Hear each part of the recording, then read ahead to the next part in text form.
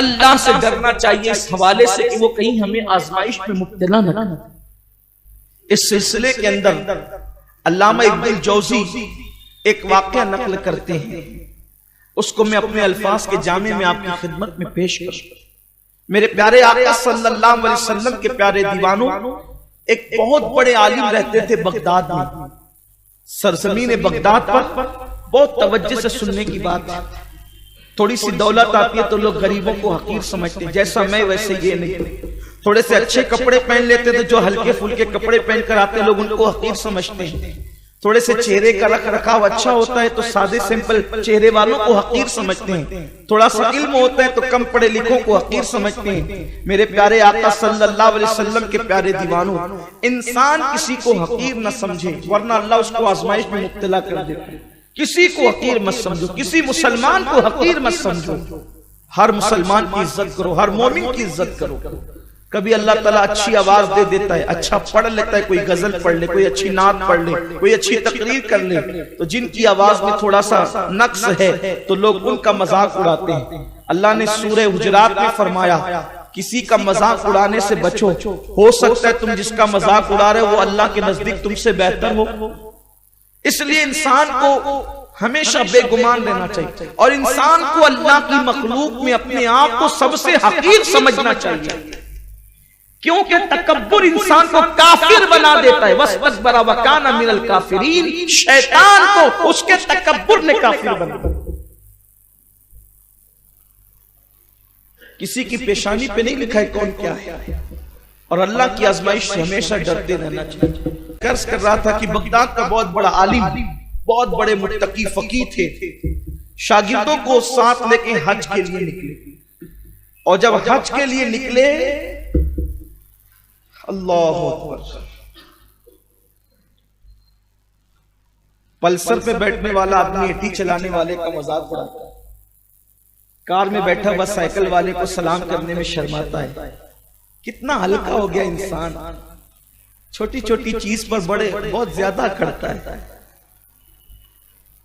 اور وہ اتنے بڑے بزرگ تھے، جب حج کے لیے نکلے ہیں تو ہزاروں کی تعداد میں ان کے شاگرد تھے، ان کے پاس پڑھنے آتے تھے۔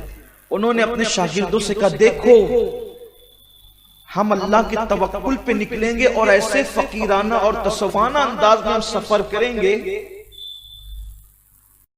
کہ ہم ساتھ میں کوئی توشہ بھی نہیں لیں گے، متوکلین کے انداز میں نکلیں گے، ہم اہل توکل کے انداز میں، کوئی توشہ ساتھ میں نہیں ہوگا۔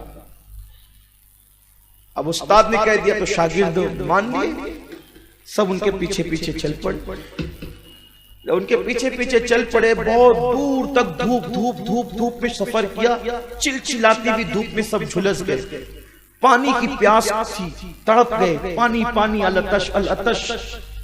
اور شاگردوں نے کہا استاد آپ تو بڑے متقی ہیں، دھوپ آپ کو اتنا نہیں ستاتی لیکن ہم تو جھلس گئے، اب ایک کام کرتے ہیں اس دھوپ میں ہم کسی سائے میں رک جاتے ہیں، کسی سائے میں قیام کرتے ہیں، پھر جب تھوڑا سا آرام ملے گا جسم کو تو ہم پھر اپنا سفر آگے بڑھائیں گے۔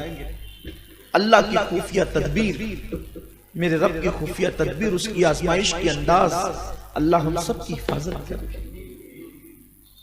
ایک گرجا کے نیچے سارے شاگرد رک گئے، جیسے گرجا کے نیچے وہ رکے، ٹھنڈی ٹھنڈی چھاؤں ان کو ملی، پیاس بھول گئے، جیسے نیچے لیٹے آنکھ لگ گئی، خواب خرگوش میں ڈوب گئے۔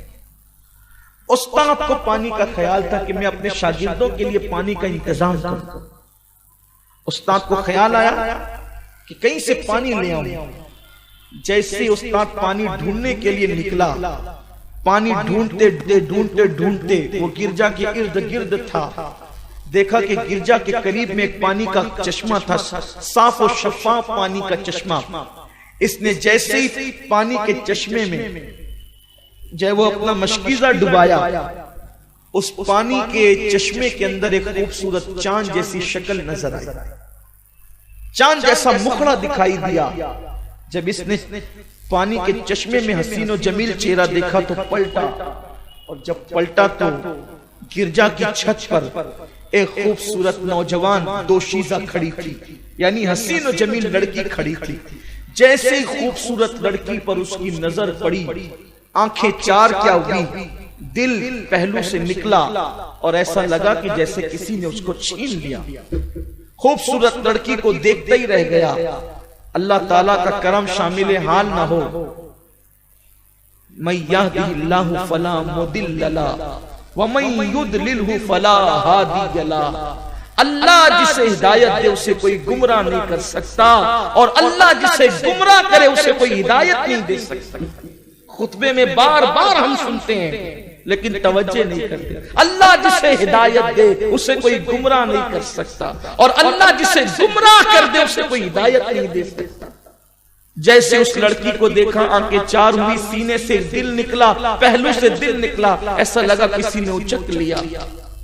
اس کے بعد وہ استاد اتنا بڑا فقیہ، اتنا بڑا متقی، اتنا بڑا پرہیزگار اس لڑکی کے حسن کے فتنے میں مبتلا ہو گیا۔ اور جب اس لڑکی کے حسن اور فتنے میں مبتلا ہوا، وہ پانی بھی بھول گیا، اور اس کے بعد اس نے گرجا کے دروازے پہ دستک دی جس کی چھت پر وہ لڑکی کھڑی ہوئی تھی۔ گرجا سے راہی باہر نکلا، اس نے حلیہ دیکھا، نورانی چہرہ، خوبصورت عبا اور ہاتھ میں عصا۔ یہ منظر دیکھ کر اس نے پوچھا آپ کون ہیں؟ راہب سے اس نے جواب دیا کہ میں بغداد کا فلاں عالم اور فقیہ ہوں، مجھ سے کام کیا ہے آپ کو؟ کہ وہ جو گرجا کی چھت پر جو خوبصورت چاند جیسی لڑکی کھڑی ہے وہ کس کی ہے؟ راہب نے کہا میری ہے۔ اس نے صاف سیدھے لفظوں میں ایک حلال سی بات کی، اچھی سی بات کی کہ لڑکی تیری بڑی حسین و جمیل ہے، کیا اس کے ساتھ میری شادی ہو سکتی ہے، نکاح ہو سکتا ہے؟ اس نے کہا عیسائی ہیں ہم، مسلمان ہیں آپ، یہ کیسے ہوگا؟ لیکن بیٹی میری ایک لوتی ہے، میں نے اپنے اوپر یہ بات لازم کر رکھی اور میں نے قسم کھا لی ہے کہ ایک لوتی بیٹی کو میں نے نازوں سے پالا ہے، میں مذہب نہیں دیکھوں گا، کچھ نہیں دیکھوں گا، مسلک نہیں دیکھوں گا، میری بیٹی جہاں کہے گی میں وہاں اس کا نکاح کر دوں گا۔ لیکن چونکہ آپ مسلمان ہیں اور ہم عیسائی ہیں، بیٹی سے تو پوچھ لوں، چونکہ میں قسم کھا چکا ہوں اس کی پسند سے اس کی شادی کروں گا۔ یہ جیسے ہی راہب اندر گیا اس نے کان لگا دیے۔ اندر سے باپ نے بیٹی سے کہا بیٹی ایک مسلمان خوبصورت عالم نورانی چہرے والے تجھ سے شادی کرنا چاہتے ہیں، کیا تو اس کے لیے راضی ہے؟ اس لڑکی نے کہا ہم تو عیسائی ہیں، میں اس کے ساتھ کیسے شادی کروں؟ میں بالکل اس کے ساتھ شادی کر لوں گی، لیکن ایک شرط ہے، اگر وہ عیسائی مذہب قبول کر لے اور اسلام چھوڑ دے تو میں اس کے ساتھ شادی کر لوں گی۔ خدا کا اللہ اکبر، اللہ سب کے حال پہ رحم فرمائے۔ ابھی ادھر باپ بیٹے بات کر رہے ہیں، بیٹی اور باپ بات کر رہے ہیں، اس نے چیخ کر کہا معاذ اللہ میں عیسائی ہو گیا، اسلام چھوڑ دیا۔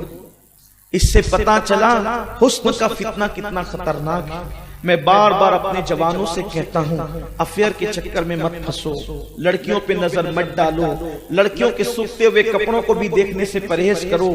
اللہ اکبر، یوٹیوب کا استعمال، فیس بک کا استعمال کرتے ہو تو جیسے ہی گندے مناظر سامنے آئے نظریں پھیر لیا کرو، حتی الامکان کم سے کم انٹرنیٹ کا استعمال کرو، کہیں اس فتنے میں مبتلا نہ ہو جاؤ، کہیں اس آزمائش میں مبتلا نہ ہو جاؤ۔ اس شخص نے چیخ کر کے کہا معاذ اللہ کہ وہ عیسائی ہو گیا۔ جیسے ہی راہب باہر نکلا، راہب باہر نکلنے کے بعد کہتا ہے تم نے عیسائیت کا مذہب تو قبول کر لیا، نصرانیت کا مذہب تو قبول کر لیا، لیکن میری بیٹی کے ساتھ اب نکاح کا وقت آتا ہے۔ جیسے ہی اللہ اکبر نکاح کی بات آئی، اس لڑکی نے کہا ہم تو مالدار لوگ ہیں، ہم بہت مالدار ہیں اور تم فقیر ہو، میرا نکاح ہو تو جائے گا تمہارے ساتھ، لیکن دین مہر کیا دو گے، مہر میں کیا ادا کرو گے؟ تو اس نے کہا میرے پاس تو ابھی فی الحال کچھ بھی نہیں ہے۔ اس وقت اس لڑکی نے کہا اب نکاح نہیں ہوگا، نکاح سے پہلے بطور مہر پہلے تم کو 1 سال تک کے ہمارے سور چرانے ہوں گے، خنزیر چرانے ہوں گے، اس کے بعد جو ہے تمہارے ساتھ نکاح ہوگا۔ اللہ اکبر، اللہ کی خفیہ تدبیر، اللہ ہم سب کو اپنی خفیہ تدبیر سے بچائے۔ اس امام نے، اس فقیہ نے، اس محدث نے، اس عالم نے کہا میں تمہارے سور چرانے کے لیے تیار ہوں، اور امام ابن الجوزی نے لکھا ہے اپنی کتاب میں، جس عصا کا ٹیک لگا کر وہ جمعہ کے دن منبر پہ خطبہ دیتا تھا، جس عصا کا ٹیک لگا کر وہ عیدین کا خطبہ دیتا تھا، جس عصا کا ٹیک لگا کر وہ حدیثیں پڑھتا تھا، قال اللہ قال رسول کی باتیں کرتا تھا، وہ اس عصا کو لے کر کے نکل گیا اور عصا کے ذریعے سے خنزیر اور سور چرانے لگا، کھیتوں کے اندر سور چرانے لگا، سور کے بچوں کو اس عصا سے وہ ہانکنے لگا اور وہ اس میں مصروف ہو گیا۔ شاگردوں کی نیند کھلی تو انہوں نے دیکھا کہ استاد غائب، استاد کو ادھر ادھر ڈھونڈا، استاد نہیں ملا۔ جب استاد نہیں ملا تو انہوں نے سوچا کہ استاد کا حال اگر کوئی بتا سکتا ہے تو یہ راہب بتا سکتا ہے۔ وہ راہب کے دروازے پہ پہنچے، ہزاروں شاگرد، اور کہا ہمارا استاد کہاں گیا؟ ان کو یوں لگا کہ ہمارا استاد مسلمان ہے، کہیں پر یہ راہب نے تو اس کو قتل نہیں کر دیا یا کیا کر دیا۔ پہنچے تو راہب نے پورا واقعہ، لڑکی والا واقعہ، خنزیر والا واقعہ سب پورا کی پورا بیان کیا۔ شاگردوں میں کوہرام مچ گیا، چیخ و پکار مچ گئی، ہلہ مچ گیا، رونے دھونے لگے۔ پھر سوچا کہ چلو آخر استاد ہے، اس کو نصیحت کریں گے، اس کو سمجھائیں گے، اس کو منائیں گے۔ سارے شاگرد پہنچے تو دیکھا خطبے والے عصا سے وہ سور چرا رہا ہے، ان کے پیچھے پیچھے بھاگ رہا ہے، ادھر سور جاتا ہے تو عصا لگاتا ہے، ادھر سور جاتا ہے تو عصا لگاتا ہے۔ اللہ اکبر۔ پھر کیا ہوا؟ اس کے شاگردوں نے اس کو کہا استاد تو یہ کیا کر رہا ہے؟ اور تجھے معلوم نہیں اسلام حق ہے، اسلام سچا ہے، تم نے ہی تو ہمیں بتایا کہ اسلام حق ہے، اسلام سچا ہے۔ ساری باتیں سن کر نصیحت بے اثر، اس نے کیا کہا پتا؟ جاؤ مجھے مت سکھاؤ، میں تم سے زیادہ جانتا ہوں، مجھے مت سکھاؤ، میں تم سے زیادہ جانتا ہوں۔ شاگردوں نے دیکھا کہ اب یہ نصیحت اثر نہیں کرتی۔ جب اللہ کسی سے دین لیتا ہے، عقلیں چھین لیتا ہے، نصیحتیں بھی اثر نہیں کرتی، نصیحتیں بھی جو ہے وہ بے اثر ہو جاتی ہے۔ حق پر حق بات سمجھنے سننے کے لیے پردے پڑ جاتے ہیں۔ شاگرد نکلے، کہا کہ اب چھوڑ دے اس کو اس کے حال پہ، اور وہ لبیک کی صدائیں کرتے ہوئے مکہ المکرمہ کی طرف چلے گئے۔ اس زمانے میں حج کئی مہینوں کے بعد لوگ لوٹتے تھے۔ اب حج کر کے جب واپس لوٹے تو دل میں خیال آیا بغداد جائیں گے تو جواب کیا دیں گے؟ اہل بغداد ہمیں نہیں اس کو پوچھیں گے، کیونکہ وہ تو بڑا عالم محدث اور فقیہ ہے بغداد کا، کیا کریں گے؟ انہوں نے سوچا کہ حج سے واپس لوٹتے ہوئے ایک کام کرتے ہیں کہ اس کے لیے دعائیں کرتے ہیں، اللہ اسے ہدایت دے، ہو سکتا ہے اللہ اس کے دل پلٹ دے۔ دعائیں کی اس کے لیے، اور جب آئے تو دیکھا کہ پھر وہ سور چرا رہا تھا۔ اب تو اس کی شکل بھی تبدیل ہو رہی تھی، اس کے حالات بھی بدل چکے تھے۔ اللہ اکبر۔ سور چراتے ہوئے دیکھا، لوگ رونے لگے۔ پھر کہا استاد سنبھل جا، سدھر جا، عیسائیت مذہب حق نہیں ہے، اسلام حق ہے۔ بہت ساری باتیں بتائی، پھر بھی اس نے کہا جاؤ جاؤ میں تم سے زیادہ جانتا ہوں۔ پھر وہ لوگ نکل گئے ہدایت کی دعا کرتے ہوئے۔ پھر ہدایت کی دعا کرتے ہوئے جب نکلے، کچھ دور پہنچے تھے کہ دیکھا کہ ایک سایہ ہاتھ دیتا ہوا آ رہا ہے، وہ رک گئے۔ سایہ آگے بڑھتا رہا، آواز آئی رکو رکو رکو، یہ سب رکے ہوئے تھے۔ قریب آیا، کہا کہ میں اللہ کو گواہ بنا کر تم سب کو گواہ بنا کے توبہ کرتا ہوں اور پڑھتا ہوں لا الہ الا اللہ محمد الرسول اللہ، مذہب اسلام ہی حق اور سچا مذہب ہے۔ اللہ نے اس کو پھر سے ایمان کی دولت عطا کر دی، اور پھر وہ بندہ شاگردوں کے ساتھ چل پڑا، لیکن حج کی سعادت سے محروم رہا۔ جب بغداد گئے، پھر وہی مسند، پھر وہی جاہ و جلال، پھر وہی عزت، پھر وہی وقار، پھر وہی تقوی، پھر وہی پرہیزگاری۔ ایک دن حدیث کے درس کی محفل سجی ہوئی تھی، ایک لڑکی آئی، اس نے دروازے پہ دستک دی، دروازہ کھولا گیا، لڑکی اندر داخل ہوئی اور وہ آ کر کے اسی عالم اور فقیہ کے پاس بیٹھ گئی تو اس نے کہا کہ مجھے کلمہ پڑھا کر مسلمان بناؤ۔ لڑکی مسلمان بن گئی، بہت خوبصورت تھی۔ اس عالم نے اس کو پہچان لیا، شاگردوں نے بھی پہچان لیا، تو اس لڑکی سے پوچھا کہ تو یہاں کیسے آئی؟ تو کہا کہ جب یہ نکل گئے عیسائیت سے اور پھر بعد میں انہوں نے کلمہ پڑھ لیا تو کچھ دنوں کے بعد دن گزرتے گئے، چونکہ ان کی محبت بھی میرے دل میں پیدا ہو گئی تھی کہ انہوں نے میرے محبت میں معاذ اللہ اسلام چھوڑ دیا۔ ایک رات میں سوئی، میری قسمت جاگ گئی، میں نے خواب میں سید السادات مولائے کائنات، باب مدینۃ العلم، حسنین کے بابا، زہرا کے شوہر علی مرتضیٰ کو دیکھا اور علی نے مجھ سے کہا اے لڑکی اسلام مذہب سچا ہے اور جا اور اسلام قبول کر لے۔ تو میں اسلام قبول کرنے آئی ہوں۔ اب اسلام قبول تو کر لیا مولا کے کہنے پر، لیکن چاہتی ہوں کہ اب آپ کے ساتھ میرا نکاح ہو جائے۔ اب اس لڑکی کے ساتھ نکاح بھی ہو گیا۔ نکاح ہو گیا، نکاح کے بعد شاگردوں نے پوچھا استاد جس لڑکی کے لیے عیسائی ہوئے تھے وہ لڑکی مسلمان ہو کر کے مل گئی، لیکن استاد یہ بتائیے کہ آپ کو اللہ نے اتنی بڑی آزمائش میں مبتلا کیا۔ توجہ، اصل بات اب آ رہی ہے، اصل بات، اصل عنوان اب آ رہا ہے۔ استاد آپ اتنے بڑے عالم ہو کر کے بگڑ گئے تھے، گمراہ ہو گئے تھے، کافر ہو گئے تھے، عیسائیت آپ نے قبول کر لی تھی، کیا وجہ تھی؟ اللہ نے آپ کو اتنی بڑی آزمائش میں کیوں مبتلا کیا؟ اللہ نے آپ کے ساتھ خفیہ تدبیر کیوں کی؟ اس شخص نے کہا اس کی ایک وجہ ہے، ایک وجہ، ایک اور صرف ایک وجہ۔ کہا وہ ایک وجہ کیا ہے؟ تو کہا کہ ایک شخص عیسائی تھا، وہ اسلام قبول کرنے کے لیے میرے پاس آیا اور آ کر کے سیدھا مجھے لپٹ گیا۔ وہ آیا اور آ کر سیدھا مجھے لپٹ گیا۔ تھوڑی یہاں پر میں آپ کی سوچ اللہ کرے بدل جائے ہماری۔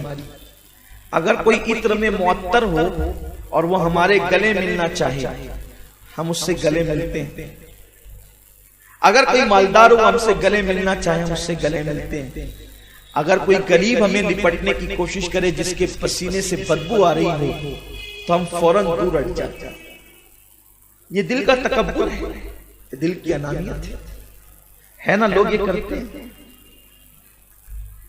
لیکن کسی کا پسینہ آخر اس کی بدبو ہی تو ہے، پسینے کی بدبو تکبر کی بدبو سے کم ہے، کیونکہ پسینے کی بدبو پانی سے دھلی جا سکتی ہے لیکن تکبر کی بدبو 7 سمندروں کے پانی سے بھی دھلی نہیں جا سکتی۔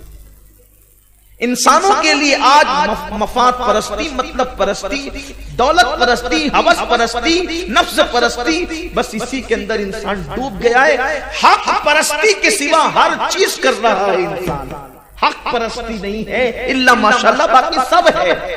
وہ عالم جس کو عیسائیت کی طرف وہ چلا گیا تھا کافر ہو گیا تھا، پھر اللہ نے توبہ کی توفیق دی۔ شاگردوں نے پوچھا کہ کیوں یہ ہوا، تو کہا کہ ایک عیسائی اسلام قبول کرنے کے لیے آیا اور وہ مجھ سے لپٹ گیا۔ جب لپٹا تو میں نے عذرائے انانیت اور تکبر کا چل ہٹ، میں تجھ سے بہتر ہوں۔ کیا کہا؟ چل ہٹ، میں تجھ سے بہتر ہوں۔ اس عیسائی نے روتے ہوئے کہا بہتر اللہ کے علم میں کون ہے، یہ تو اللہ جانتا ہے۔ اللہ کے علم میں بہتر کون ہے، یہ تو اللہ جانتا ہے۔ وہ شخص کہتا ہے پھر مجھے پتا چلا کہ وہ مسلمان ہو گیا اور اتنا متقی، اتنا پرہیزگار ہوا کہ اس کے تقوی کے چرچے ہونے لگے، اس کے چرچے ہونے لگے، اور صرف ایک جملے کی وجہ سے کہ چل ہٹ میں تجھ سے بہتر ہوں، بس اسی ایک جملے کی وجہ سے اللہ نے میرا ایمان چھین لیا اور میں عیسائی ہوں۔ اب آپ مجھے بتائیں چل ہٹ میں تجھ سے بہتر ہوں، یہ ایک جملہ اتنے بڑے فقیہ اور محدث کو اتنی بڑی آزمائش میں گرفتار کر سکتا ہے، تو آج ہم کتنی بڑی بڑی باتیں کرتے ہیں، جو نہیں کرتے وہ بہت بڑی بڑی سوچتے ہیں۔ اس لیے ان کو اللہ کی خفیہ تدبیر سے بچنا چاہیے۔ میں فلان کو میرا خاندان سب سے بڑا اور باقی سارے خاندان نچلے ہیں، میں بڑے باپ کا بیٹا ہوں، میرا کاروبار اتنا بڑا ہے باقی سارے کاروبار نچلے ہیں۔ ارے نچلا اچلا مت سوچو، اس لیے کہ پتا نہیں اس کی نظر میں کون بہتر ہے۔ ارے اس کی شان تو یہ ہے کہ پھر وہ حبشیوں کو بھی کعبے پر چڑھاتا ہے۔ اس کی شان تو یہ ہے کہ اللہ اکبر، پھر وہ غلاموں کو بھی امامت کے قابل بناتا ہے۔ اس لیے انسان کو دل سے انانیت اور تکبر نکالنا چاہیے، اور یہ انسان کو کبھی نہیں سوچنا چاہیے کہ میں بہتر ہوں۔ صوفیہ فرماتے ہیں جو پوری کائنات میں اپنے آپ کو سب سے کمتر سمجھے لیکن ایک بندے سے بہتر سمجھے، وہ اب بھی تکبر کرنے والا ہے، وہ تکبرین میں اس کا شمار ہے، اور جس کے دل میں تکبر کا بت ہے اللہ تعالیٰ اس کے سجدوں کو بھی قبول نہیں کرتا۔ وَاسْتَكْبَرَ وَكَانَ مِنَ الْكَافِرِينَ، تکبر تو لے جاتا ہے نا پھر وہاں تک۔ تو آج یہی برائی ہمارے دلوں کے اندر بیٹھی ہوئی۔ ایک آنے والے عیسائی کو کہا کہ چل ہٹ میں تجھ سے بہتر ہوں، تو یہ انجام ہوا۔ ہم تو مسلمانوں کو کہتے ہیں کہ ہم تم سے بہتر، ہر آدمی ایک دوسرے پر بہتر اپنے آپ کو سمجھتا ہے، لیکن یاد رکھیے اللہ کی خفیہ تدبیر سے بچتے ہیں۔